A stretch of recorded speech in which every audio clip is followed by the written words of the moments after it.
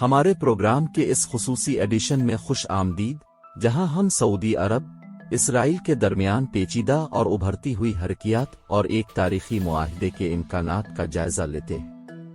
اور آج ہم سعودی عرب کے ولی عہد شہزادہ محمد بن سلمان کے تعلقات کو معمول پر لانے اور ایران کے جوہری ہتھیاروں کے حصول کے امکانات کے حوالے سے دیے گئے حالیہ بیانات کا جائزہ لیں گے۔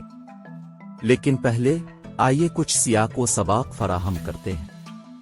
ولی عہد محمد بن سلمان کے حالیہ ریمارکس نے سعودی اسرائیل تعلقات کے مستقبل کے بارے میں اہم دلچسپی اور قیاس آرائیوں کو جنم دیا ہے۔ انہوں نے کہا کہ سعودی عرب اور اسرائیل مسلسل تعلقات کو معمول پر لانے کے قریب آ رہے ہیں، اور انہوں نے خبردار کیا کہ اگر ایران نے جوہری ہتھیار حاصل کیے تو سعودی عرب بھی ایسا کرنے پر مجبور ہوگا۔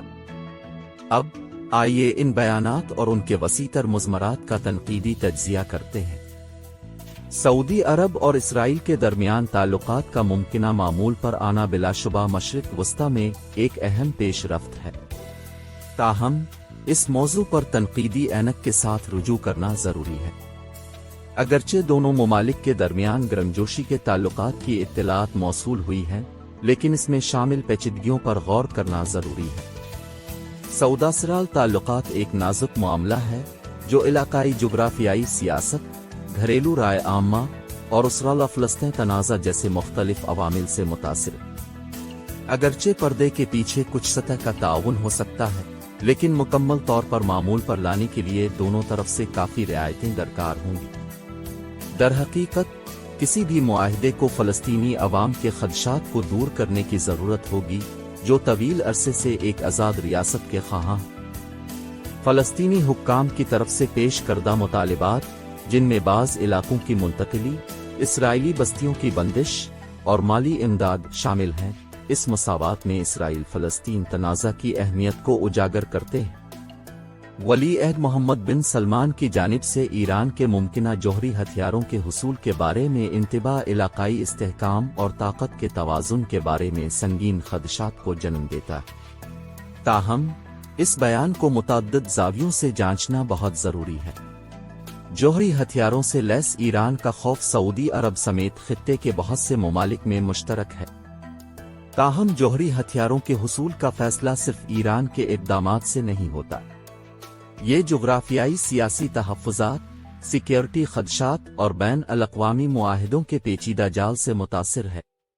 مزید برآں، یہ نوٹ کرنا ضروری ہے کہ ایران نے جوہری ہتھیاروں کے حصول کے کسی بھی ارادے سے مسلسل انکار کیا ہے اور یہ برقرار رکھا ہے کہ اس کا جوہری پروگرام پرامن مقاصد کے لیے سعودی اسرائیل تعلقات کے ممکنہ معمول پر آنا اور جوہری پھیلاؤ کا مسئلہ مشرق وسطی اور عالمی برادری کے لیے وسیع تر مضمرات رکھتا ہے۔ سعودی عرب اور اسرائیل کے درمیان تعلقات کے کامیاب معمول پر آنے کے اہم جغرافیائی سیاسی نتائج ہو سکتے ہیں۔ یہ ممکنہ طور پر زیادہ علاقائی استحکام کا باعث بن سکتا ہے، ایران کے اثر و رسوخ کا مقابلہ کر سکتا ہے اور اقتصادی اور سیکورٹی پارٹنرشپ تشکیل دے سکتا ہے۔ تاہم یہ یقینی بنانا بہت ضروری ہے کہ کسی بھی معاہدے میں فلسطینی عوام کے لیے منصفانہ اور منصفانہ حل شامل ہو۔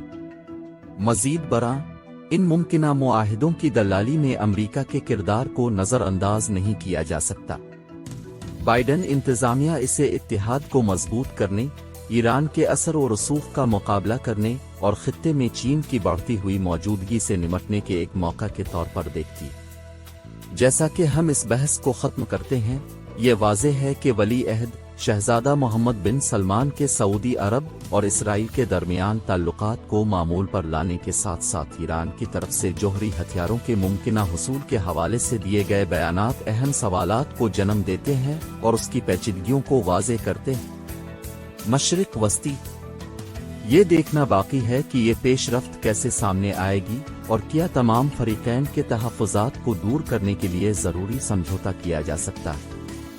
خطے میں امن و استحکام کا راستہ ایک چیلنجنگ ہے، لیکن آگے بڑھنے کے لیے مسلسل بات چیت اور تنقیدی سوچ بہت ضروری ہوگی۔ اس بصیرت انگیز سفر میں ہمارے ساتھ شامل ہونے کے لیے آپ کا شکریہ۔ اگلے وقت تک